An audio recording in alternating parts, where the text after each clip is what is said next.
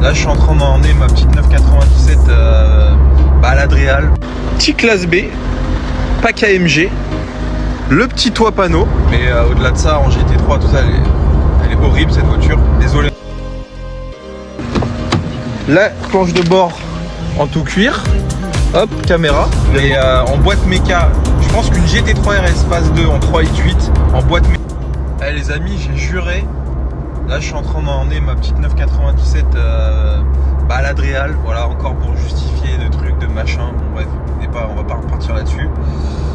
Mais cette génération de 911, c'est pas la plus belle, faut le dire. La 991, notamment la phase 2, je trouve qu'elle est beaucoup plus jolie. De toute façon, toutes les 911, quoique plus ça va, plus je trouve que la 993, une belle 993 4S, c'est incroyable. La pire pour moi, bien évidemment, c'est la 996. Elle est horrible cette voiture, sauf en 4S et en turbo. Mais au-delà de ça, en GT3, tout ça, elle est horrible cette voiture. Désolé ceux qui ont une 996, mais c'est pas beau.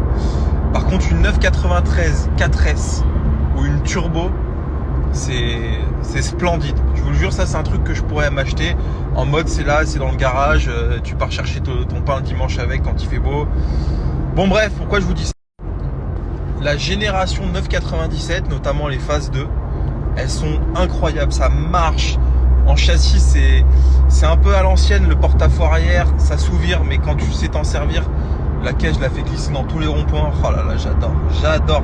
Et j'ai essayé une fois une GT3, une phase 2, une 3.8.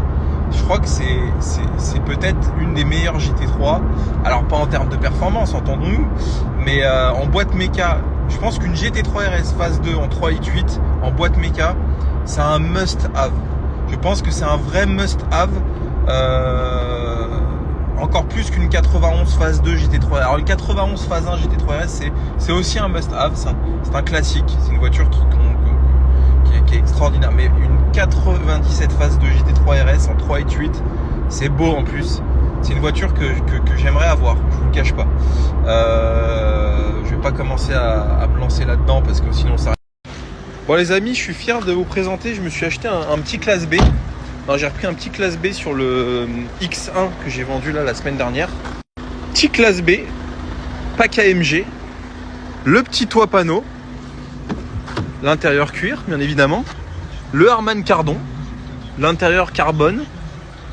Franchement, il est bien équipé, les sièges chauffants, la caméra, c'est un phase 2 et surtout elle a une petite option que j'ai découvert il y a très peu de temps, que j'ai découvert tout à l'heure d'ailleurs. Ça va plaire.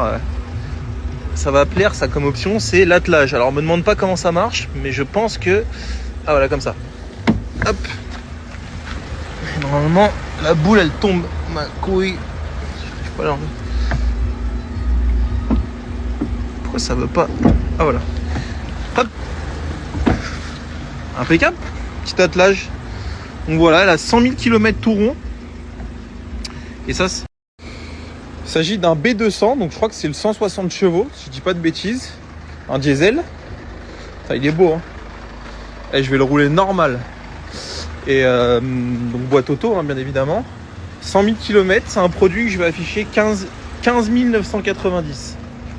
Oh, il est neuf dans le papier. Toit panneau, bien évidemment. La planche de bord en tout cuir. Hop, caméra, bien évidemment. Beau produit. Tac, tac, tac, les petits boutons. Le top du top.